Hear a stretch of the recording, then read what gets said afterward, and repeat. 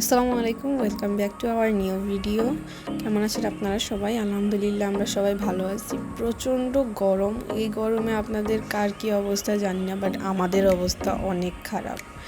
এই গরমের প্রশান্তির জন্য ভাবলাম একটু জুস বানাই।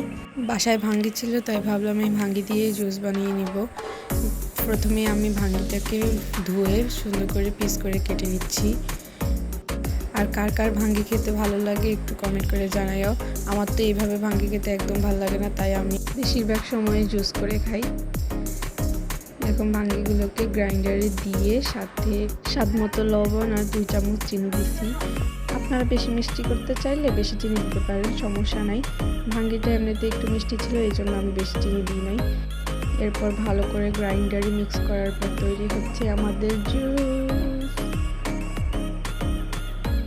তৈরি হয়ে গেল আমাদের জুস। এরপর গ্লাসে ঢেলে সবাইকে সার্ভ করে দিলাম। আমাদের বাসার সবার তো অনেক ভালো লাগছে। আপনাদের কেমন লাগছে কমেন্ট করে জানাবেন। আজকে ভিডিও এই পর্যন্ত। সবাই ভালো থাকবেন, সুস্থ থাকবেন। আল্লাহ হাফেজ।